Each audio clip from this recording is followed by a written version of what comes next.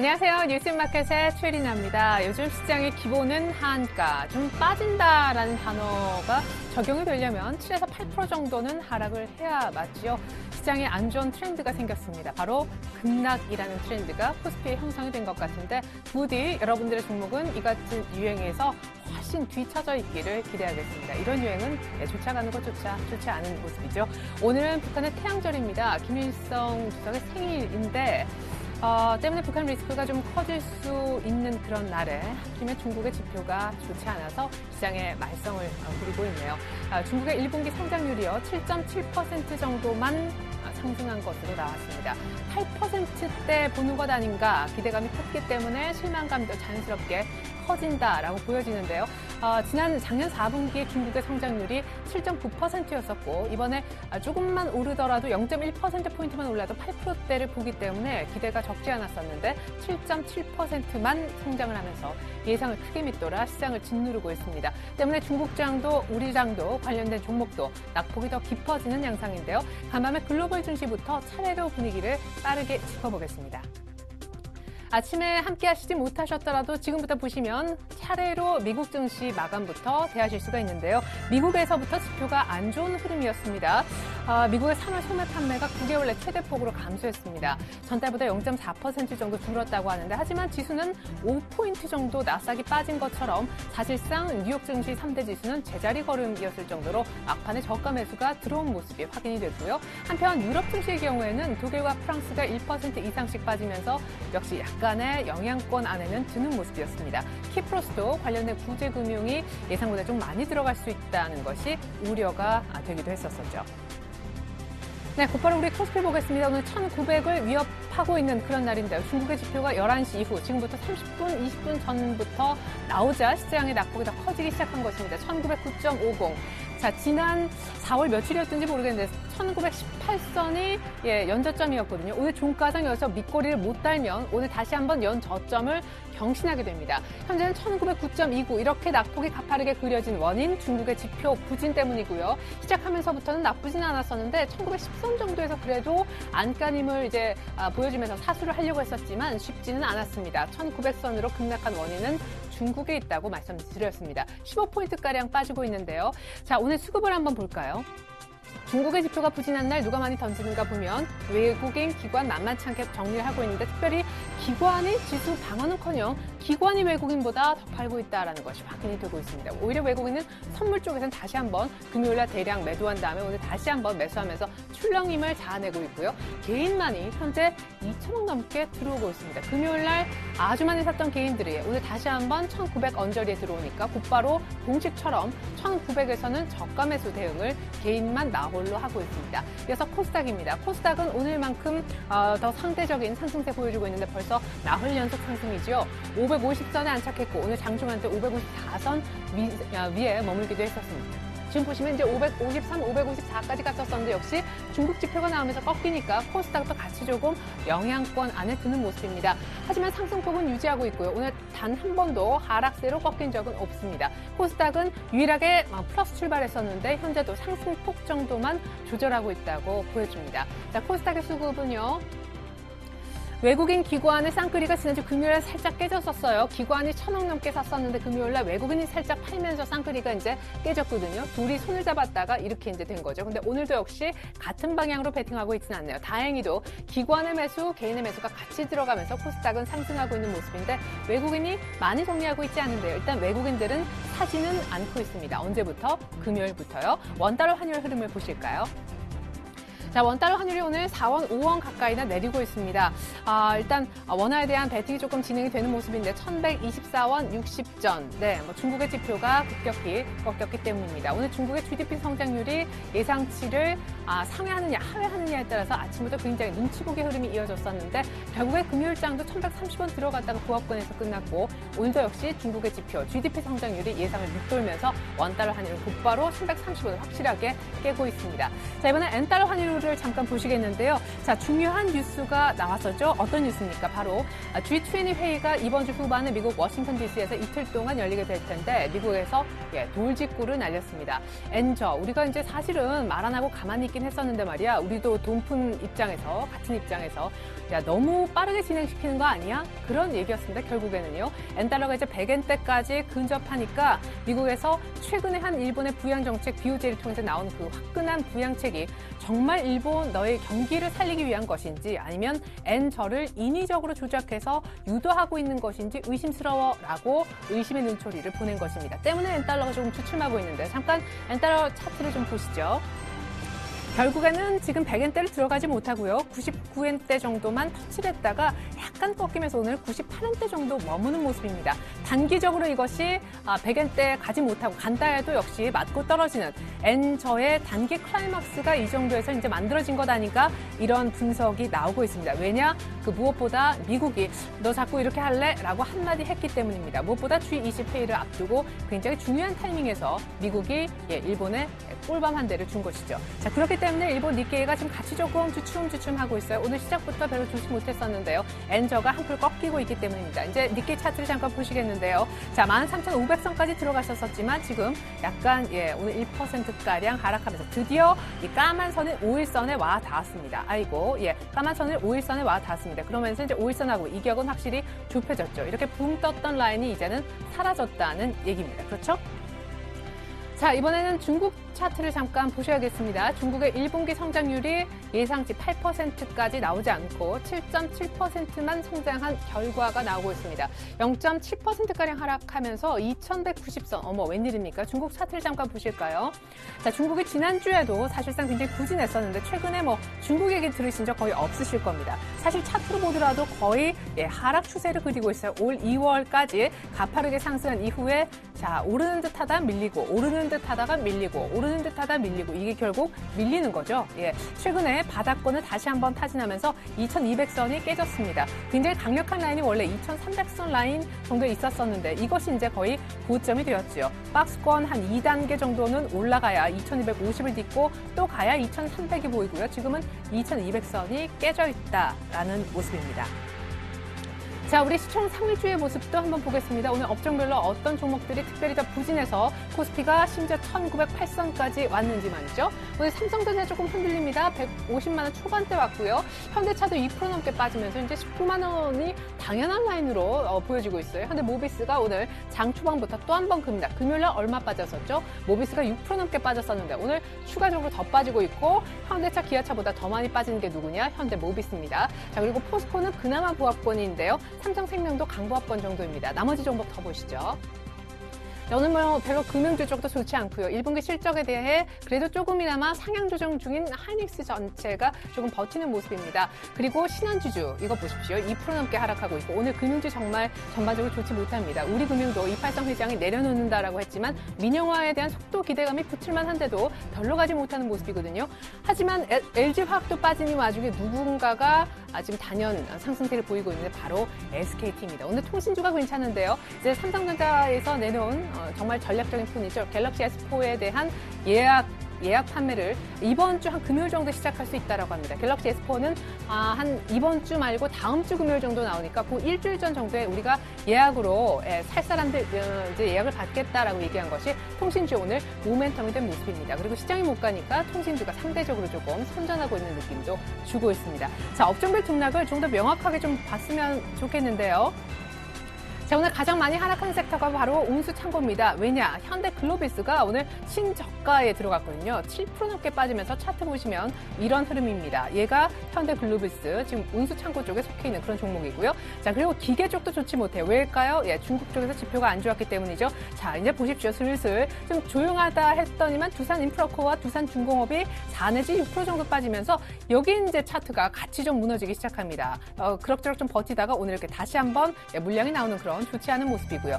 이어서 기계, 철강 그 다음에 좋지 않은 쪽이 이제 철강 금속 쪽입니다. 오늘 포스코는 조금 버티고 있지만 누가 빠지죠? 바로 고려아연이 급락하고 있는데 고려아연이 지금 거의 한가 들어가려고 합니다. 이 종목이 얼마짜리다? 지금 이렇게 빠져도 30만 원짜리고 얼마 전에 50만 5천 원 했었었는데 그죠? 작년 10월에 지금 얼마다? 28만 6천 원이다. 엄청나게 빠지죠. 오늘 갭을 동반하면서 이렇게 급락하는 것은 금값이 유례 없이 약 한 2년 내 가장 낮은 온스당 지금 1,500달러도 안 할 정도로 급락했기 때문입니다. 원자재 쪽이 안 좋아지고 있어요. 지금 WTI 가격도 굉장히 많이 빠졌고 90불을 위태위태하게 위협하고 있죠. 중국 쪽에서 계속 성장세가 나오지 않는다면 원자재 쪽은 어려워질 수밖에 없었습니다. 자, 계속해서 자동차 쪽도 조금 보시겠는데 오늘 아까 모비스 뭐 보셨으니까 자동차는 패스를 하죠. 좀 괜찮은 쪽이요.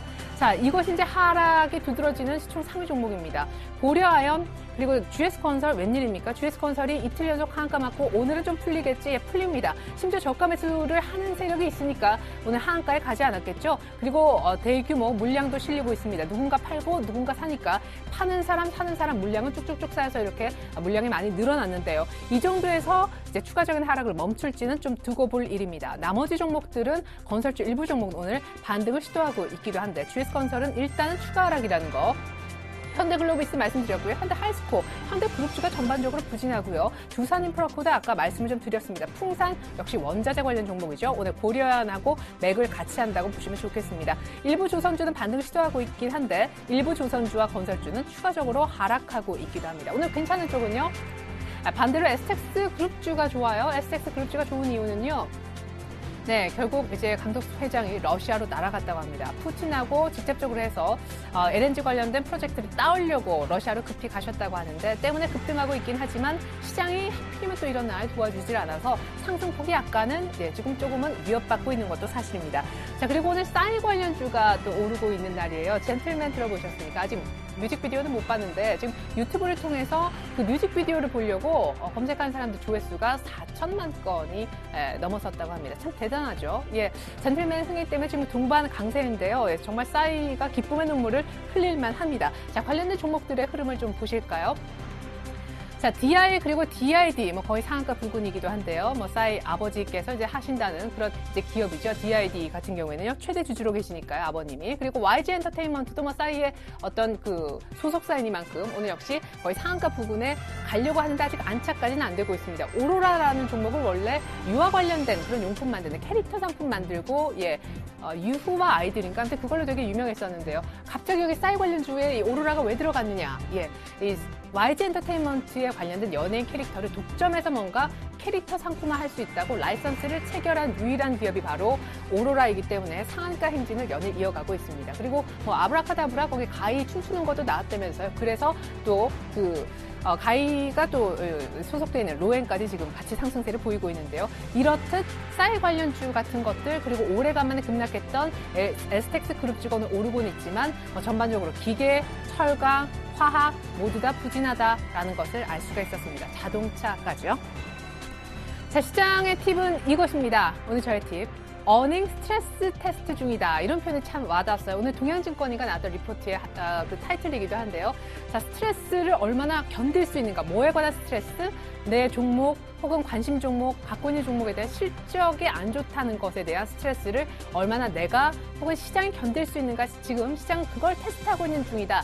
인내심 테스트를 하는 거다. 어닝 쇼크에 대해서 그런 얘기입니다. 참 리포트 타이틀이 좋았는데 저도 좀 베껴봤고요. 경기 민감주. 그러니까 뭐 제가 아까 말씀드렸던 뭐 철강, 화학, 자동차 경기가 좋아져야 마구마구 뭐 건물도 짓고 배도 만들고 할 것 아닙니까? 뭐 조선. 이런 것들이 어닝 쇼크가 날 것을 몰랐는가? 저는 정말 되묻고 싶고요. 때문에 어닝 쇼크에 주가가 빠지는 건 당연지사였겠죠. 어닝이 쇼크 났는데 주가가 가는 법은 없습니다. 최소한 그 다음 분기 실적이라도 좋아야 되는데 자, 오늘 LG화학하고 더 미끄러지고 있거든요. 화학주 보시면. 이유는요. 금호화학이 오늘 52주 신저가를 치는 것은 2분기 실적에 대해서도 별로 안 좋을 것 같다는 예상이 들고 있기 때문입니다. 지금은 1분기 실적이 나오고 있는데 다음 분기도 안 좋을 것 같아 라고 하니까 지금 주가가 갈 수가 없는 겁니다. 지금이 안 좋아도 주가는 원래 이제 빨리 움직이니까 다음에 좋아진다는 확신이 있으면 주가는 반등할 수도 있는데 다음 분기까지도 전망이 우울한 것이 바로 지금 어닝 쇼크의 중심에 있는 경기 민감주라는 사실을 잊어서는 안 되겠습니다. 자, 만약에 중국의 성장률이라도 좋게 나왔으면 그래도 좀 기대해 볼 만한데요. 자, 지금 화학주, 석유화학주만 일단 예를 들어 봅시다. 안 되는 이유가 어디 있죠? 중국이 충절하고 난 다음에 뭔가 이제 수요가 많이 늘어나면서 이쪽도 모멘텀이 이어질 것이다 했는데 수요도 많이 늘지 못했고 여전히 안 팔려가지고 재고가 이만큼 쌓여있다는 것이 확인이 되었습니다. 때문에 화학과 에너지는 갈 수가 없고요. 지금 성장률까지도 예상을 밑돌고 있고 중국은 이제 보니 내수만 키우려고 하고 있지 외형에 대한 성장은 정말 뒷전으로 밀렸다는 것이 점점 확인이 되고 있습니다. 그렇죠? 중국이 작정하고 만들려고 했으면 8% 성장을 만들었을 텐데 내수만 키우고 있고 별로 이렇게 외형을 생각하고 있지 않은 것도 다분히 조금 의도적이지 않는가 하는 생각도 듭니다. 우리 철강과 화학은 이제 쳐다볼 지붕도 없어진 격입니다. 만약에 싸다고 들어가신 분들 중국 모멘텀도 사라진 이때 어떻게 하실 겁니까? 52주 신저가에 던지실 거예요? 처음부터 안 들어가는 게 답이죠. 아직은 아니라고 여러 차례 말씀드렸습니다. 자, 지금 1900 하회 가능성을 염두에 두라고 전문가들이 얘기를 했는데 지금 현재가 1910선 정도 올라와 있긴 하지만 여전히 조금 불안합니다. 코스피 차트를 잠깐 보시겠는데요. 자, 기관이 언제부터 방어를 안 했냐가 굉장히 중요합니다. 한 이 정도 라인인데 1900 언저리에선 기관이 방어를 적극적으로 했었죠. 이때 웬걸 외국인도 샀던 기억이 있으실 겁니다. 그런데요, 이 빨간 양봉이 끝난 날이 언제냐 하면요, 기관이 매수를 끝낸 날과도 동일하고 바로 이날이 그 유명한 옵션 만기였습니다. 만기 이후에 외국인 떠났죠, 기관 팔았죠. 금요일날 어떻게 됐습니까? 어닝 쇼크 때문에 급락했어요. 그리고 오늘 어떻게 됐죠? 중국의 GDP가 안 좋게 나오면서 1분기 성장을 덜했다라고 하면서 코스피가 1910선까지 내려왔고 장중한 때 1907선까지 밀리면서 오늘 연 저점을 갈아치울 기세입니다. 이런 가운데 내일은 추경이 발표가 될 것 같아요. 구체적으로 12조 플러스 알파까지 합쳐봐야 20조가 안 넘을 거라고는 하는데 뭐 외울 정도로 정말 기계적으로 이렇게 많이 시장에 알려져 있습니다. 근데 냉정히 생각해보면요, 지금 코스닥이 너무 잘 가는데 잠깐 코스닥 얘기를 좀 하고 추경 얘기를 좀 마저 하겠습니다. 자, 코스닥 차트는 코스피와는 제법 반대죠. 자, 제가 코스닥에 조정을 받아도 코스닥은 고점에서 조정받는 것이기 때문에 바닥에서 헤매는 코스피와는 정말 다르다고 말씀드렸습니다. 근데 아주 V자의 눌림목 이후에 이렇게 빠르게 올라오면서 다시금 원상 복귀하려 하고 있습니다. 오늘 장중에 사실 코스피 형님이 꺾이지 않았다면 다시 한번 고점으로 나흘 연속 상승세가 아주 가파르게 나오고 있는데요. 추경을 한다지만 코스피에는 얼마나 모멘텀이 될까요? 사실 한은이 금리도 동결시켰지만 중소기업 살리는 총액 한도 대출을 3조 정도 늘려줬습니다. 물론 실효성 논란이 있긴 하지만 어쨌거나 전체적인 큰 틀은 뭐죠? 경기 부양을 하자, 중소기업을 살리자, 맞습니까? 내수를 살리자, 맞죠? 자, 지금 철강과 화학 산업을 일으키자, 이제 산업을 다시 자동차를 더 많이 생산하자, 이런 개념이 아닙니다. 사실 금리는 동결됐지만 한은의 그 총액 한도 대출 3조 확대 부분도 생각해보면 코스닥에 관한 수혜가 충분히 있을 수 있는 부분이고 없으면 할 수 없고 코스피와는 조금 동떨어져 있다는 것입니다. 그리고 내일 추경도요, 누가 더 포커스다? 코스닥입니다. 그럼 결국에 우리 정부의 어떤 부양 기조가 일본이나 미국 대비 약하다고 하지만 그래도 우리 시장은 한 개가 아니잖아요. 두 개가 있지 않습니까? 코스피보다는 코스닥의 정부의 뭔가 떡고물이 더 갈 가능성이 톤적으로 전체 분위기로 봐도 더 높다는 것입니다. 그리고 얼마 전에 이제 국회 정무위를 통과한 자본시장법 개정안의 경우에도 연기금 10% 룰이 완화될 수 있다고 하잖아요. 연기금이 최근에 코스닥의 중소형주 매집하는 모습을 보여주고 있는데 한 종목의 연기금 지분이 10분의 1, 10%가 넘어도 된다는 거예요. 연기금이 더 확실하게 적극적으로 투자할 만한 종목도 생겨날 전망입니다. 모두 코스닥의 호재가 되겠죠. 자, 코스닥이 단기 과열일까요? V자 반등으로 올라왔기 때문에 그렇지 않습니다. 싸다고 살까요, 코스피를? 자, 지금 잠깐 마지막으로 수급을 잠깐 보여드리겠는데요. 지난주 금요일 날 굉장히 의미 있는 그런 수급이 있었습니다. 자, 수급을 다시 한번 조금 보죠. 자, 외국인이 이제 지난주에 조금 사는 것 같다가, 그죠? 4월 11일 옵션 만기 이후에 일단 매수세를 감추었습니다. 오늘까지 양시장 모두 매도하고 있지만 매도 규모는 크지 않아서 외국인은 일단은 지켜보는 입장이고요. 팔짱 낀 외국인 말고 기관을 좀 보겠습니다. 자, 기관이요, 이제 옵션 만기 날부터 기관은 팔기 시작했어요. 2천억대 매도가 보여지기 시작했는데 아주 재미있는 부분은요, 그 전후로 해서 뭘 샀다? 코스닥을 이렇게 샀습니다. 지난주 월, 화, 수, 목, 금 다 샀고요. 금요일 날은 얼마 샀습니까? 자, 코스닥이 이렇게 1,000억짜리가 또 찍히기 시작했어요. 이때도 1,000억이 찍히기 시작했고, 그러면서 코스닥이 올라왔습니다. 기관이 왜 코스피의 방어를 하지 않을까요? 어닝 쇼크 종목을 기관도 손대지 않는 것입니다. 그런데 개인들은요, 지난주 금요일부터 급박하게 매수를 하기 시작했습니다. 지난주 금요일 유가증권 시장에서 3,000억, 지금 장이 개장한 지 2시간 반밖에 안 되는데, 3시간도 안 됐는데 2,000억을 벌써 사고 있습니다. 자, 1,900 오면 개인들은 매수. 자, 오늘 개인들 뭘 사는지 한번 보실래요? 자, 개인들의 오늘 매수 규모는요, 건설업 쪽에서 많이 나타나고 있고, 오늘 많이 빠지는 운송장비, 철강금속, 금융, 그리고 기계, 이쪽에 개인의 매수가 들어오고 있습니다. 기관과 외국인은 전혀 관심을 보이지 않고 있습니다. 자, 어느 쇼크 난 쪽의 개인들은 낙폭과대, 이 정도 가격대, 현대중공업이 LG화학이 24만 원, 일단 사고 보자. 글쎄요, 모든 걸 다 많이 아는 메이저들이 손대지 않는 데는 이유가 있지 않을까요? 기관이 모든 걸 버리고 방어하는 제 역할도 잊은 채 코스닥을 사는 이유는 무엇일까요?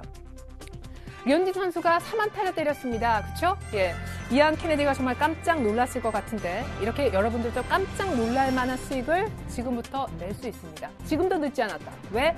어닝 시즌이 본격화되지 않았기 때문에. 지금 이제 하나하나 실체들이 좀 벗겨가고 있는 그런 상황이지만, 어닝 쇼크가 완전 통과되는 그 터널 중간에 여기가 어디지? 하면 정말 손수건이 10장이라도 부족할 겁니다. 지금도 늦지 않았으니 코스닥으로 한번 장소를 옮겨보자. 대형주 낙폭과대 메리트에 들어가지 말자. 마지막으로요, 지금 코스닥에 신고가 치고 있는 종목들만 좀 보여드리겠습니다. 분위기를 제발 파악해 보시라는 의미인데요. 자, 신고가 내고 있는 코스닥에 있는 종목들 지금 누구 있는가 화면을 좀 보여드리면요. 자, 좀 시가총액이 있는 종목들입니다. GS 홈쇼핑, 동국제약, 아이센스, 자식 혈당제는 이런 쪽, 바이오 아니면 중국 쪽에 뭔가 모멘텀이 되는 내수 소비 쪽, 인포바인, 혹은 아몰레드, 덕산 하이메탈, 코나이, 디스타롭틱, 휴대폰 쪽이거나, 그죠? 바이오 쪽이거나, 아니면 아예 내수 소비 쪽이거나, 여러분들이 좋아하시는 거래소에 지금 52주 신저가를 찍고 있는 종목은 어떤 것이다? 자, 여러분들이 좋아하는 종목이기도 해요. 고려아연, 그죠? 현대차 신저가고, 롯데케미칼, 금호석유, 만도 오늘 유증 때문에 그렇고요. 코롱인더, SK케미칼. 벌써 제가 한 10개도 언급을 안 했는데 한 반이 화학주입니다. 여러분들 지금도 늦지 않았습니다. 네, 류현진처럼 세계를 깜짝 놀라키지 못할지라도 내 자신을 너무 실적이 부진해서 깜짝 놀라지 않게 하려면 지금이라도 늦지 않았으니 코스피 싸다는 종목, 실적 안 되는 그런 종목에 매매는 더 이상 자제해 주시기 바라겠습니다. 그런 거 지금 저가에서 들어갔다가 중국 지표 안 나오니까 더 밀리잖아요. 이제 어디에서 모멘텀을 찾으실 겁니까? 어닝 시즌이 본격화되지 않았습니까? 제발 도망갈 준비하십시오. 지금까지 최혜린이었습니다. 고맙습니다.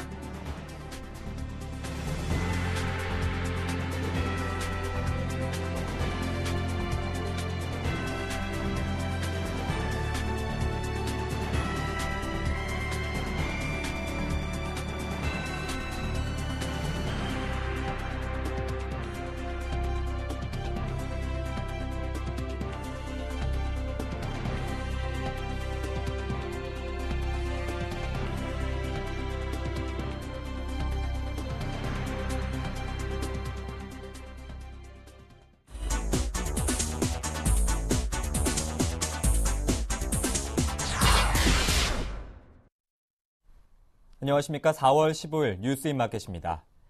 이달 말 공식 출시될 삼성전자의 전략 스마트폰 갤럭시 S4가 19일부터 예약 판매에 들어갑니다.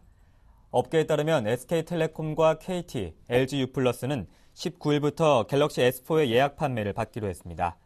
삼성전자는 25일께 갤럭시 S4를 공식 출시할 예정입니다. 가격은 90만 원대 후반으로 정확한 출고가는 아직 확정되지 않았습니다. 지난달 14일 미국 뉴욕에서 공개된 갤럭시 S4는 세계 최초로 옥타코어 칩과 5인치급 풀 HD 아몰레드 화면을 탑재했으며 눈동자 인식 등의 새로운 기능도 갖췄습니다. 삼성전자는 갤럭시 S4의 전 세계 판매량 목표를 1억 대로 잡고 있으며 이를 위해 4월 말부터 5월 초 전 세계 주요 시장에서 한꺼번에 갤럭시 S4를 출시해 초반 바람몰이에 나설 계획입니다. 국민연금이 올해 주주총회에서 재벌 총수들이 이사에 재선임되는 것에 대해 반대한 것으로 나타났습니다. 국민연금 의결권 행사 내역 자료 등에 따르면 국민연금은 올 들어 지난달 말까지 총 12차례에 걸쳐 재벌 총수들의 이사 재선임안에 반대표를 행사했습니다. 국민연금은 현대모비스와 SK-CNC 정기주주총회에서 정몽구 현대차그룹 회장과 최태원 SK그룹 회장에 대해 기업가치 훼손 내지 주주권익 침해 이력이 있다며 이사 재선임을 반대했습니다. 국민연금이 이같이 기업 지배구조와 관련해 의결권을 강화한 것은 새 정부의 경제민주화 방향이 영향을 미친 것으로 풀이됩니다. 국민연금은 또 다른 그룹 총수에 대해서는 지나치게 많은 계열사 이사직을 동시에 맡는 과도한 겸임을 문제 삼아 이사 선임을 반대했습니다. 국민연금은 신격호 롯데그룹 총괄회장의 롯데쇼핑 이사 재선임안과 신동빈 롯데그룹 회장의 롯데케미칼 이사 재선임안에 이 같은 이유로 반대표를 던졌습니다. 또한 현대그룹 현정은 회장과 조양호 한진그룹 회장, 이재현 CJ그룹 회장, 이웅열 코롱그룹 회장 등에 대해서도 계열사 이사 재선임을 지적했습니다. 전국에서 울산 지역 직장인 평균 연봉이 가장 많은 것으로 나타났습니다. 재벌닷컴에 따르면 1,630개 상장사의 소재지별 직원 임금 현황을 조사한 결과 울산 소재 25개 상장사의 작년 직원 평균 연봉은 7천만 원으로 전국 16개 시도 가운데 가장 많았습니다. 경남 지역 상장사의 직원 평균 연봉이 5,800만 원으로 그 다음이었으며 인천이 5,500만 원으로 3위, 대전이 5,400만 원으로 4위였습니다. 서울은 상장사 수가 646개로 전국에서 가장 많았으나 직원 평균 연봉은 5,300만 원으로 5위에 그쳤습니다. 직원 연봉이 가장 많은 곳은 신한금융지주로 평균 1억 1천만 원이었으며 S&T홀딩스, 하나금융지주도 직원 평균 연봉이 1억 원을 넘어섰습니다. 또 SK텔레콤, KB금융지주, 현대차, 우리금융지주, SBS, 한국외환은행, 기아차, LG상사는 9천만 원 이상이었습니다. 고속 성장을 거듭하고 있는 상장지수 펀드 ETF가 코스피 거래대금에서 차지하는 비중이 23%에 달했습니다. 한국거래소에 따르면 3월 기준으로 ETF 하루 평균 거래대금은 8,861억 원으로 코스피 거래대금의 23.1%를 차지했습니다. ETF 시장이 개설된 2002년 당시 코스피 대비 거래대금 비중은 불과 1.1%였으나 11년 만에 비중이 20배 넘게 증가했습니다. 특히 2010년도까지도 ETF 거래대금 비중은 2%대를 넘어서지 못했지만 2011년 7.1%로 올라선 이후 급성장세를 보였습니다. ETF란 코스피 지수 등과 같이 특정 자산의 수익률을 따르도록 설계된 펀드로 증권거래세가 부과되지 않고 운용 보수가 일반 펀드보다 저렴합니다. ETF 거래가 크게 늘어난 이유는 저성장과 저금리로 기대 수익률이 낮아져 투자자들이 거래 비용을 줄이기 위해 ETF로 몰렸기 때문으로 분석됩니다. 전문가들은 한국 ETF 시장이 앞으로도 지속적인 성장을 거듭하며 2020년에는 60조 원대 시장으로 클 것으로 전망했습니다. 이어서 오늘의 기업 뉴스를 전해드립니다. SK텔레콤은 연말까지 50만 원에서 60만 원대의 성능 대비 저렴한 가격대의 스마트폰을 3종 더 출시할 계획이라고 밝혔습니다. SK텔레콤은 펜텍의 베가 S5 스페셜과 LG전자의 옵티머스 LT3 등 2종을 가격과 성능 만족도 높은 착한 폰으로 선정해 판매하고 있습니다. SK텔레콤은 합리적인 가격대, 편리한 기능, 다양한 부가 혜택 등의 주안점을 둔 착한 폰 마케팅을 펼칠 계획입니다. 조우현 SK텔레콤 영업본부장은 착한 폰 마케팅을 통해 합리적 가격대의 스마트폰을 이용하는 고객을 늘릴 계획이라고 말했습니다. 생명보험업계 1위 삼성생명이 7년 만에 암 전용 보험을 다시 내놓습니다. 삼성생명은 이달 말 또는 내달 초에 암 전용 보험 상품을 출시하기로 하고 내부 작업을 진행 중입니다. 삼성생명은 2005년 비추미 암보험을 출시했으나 매년 암 환자가 급증하자 2006년 판매를 중지했습니다. 삼성생명 측은 최근 들어 암 전용 보험에 대한 수요가 있고 리스크 관리도 가능하다고 판단해 단독 상품 출시를 준비하고 있다고 밝혔습니다. KB금융이 강남구 삼성동 코엑스에서 250여 개 기업들이 참여한 2013 굿자 우수기업 취업박람회를 오늘 열었습니다. 이 행사는 KB금융이 고졸자, 은퇴자 등 다양한 연령대의 취업 희망자들과 우수기업들을 연결하는 대규모 취업박람회입니다. 이날 행사에는 사전 신청자 4,000명을 포함해 2만여 명의 구직자가 몰려 성황을 이뤘습니다. 박람회에서는 업종별로 구분된 채용관과 KB금융그룹이 추천하는 기업의 부스가 따로 마련됐으며 구직 관련 전문 컨설턴트를 현장에 배치해 맞춤형 컨설팅도 진행합니다. LS전선이 차세대 송전 기술로 각광받는 초고압 직류 송전 케이블을 국내 최초로 수출합니다. LS전선은 덴마크 전력청에 285kV급 초고압 직류 송전 해저 케이블 24.5km와 접속제를 공급한다고 밝혔습니다. 이 케이블은 초고압 교류 정력을 직류로 변환해서 송전하는 방식으로 기존 교류 송전 방식에 비해 송전 효율이 좋아 국가나 대륙 간 장거리 송전에 유리합니다. 국내에서는 LS전선이 유일하게 초고압 직류 송전 케이블을 생산하고 있으며 세계 시장 규모는 지난해 4조 원 수준에서 2020년 70조 원 이상으로 급성장할 것으로 전망되고 있습니다. 4월 15일 뉴스인마켓이었습니다. 고맙습니다.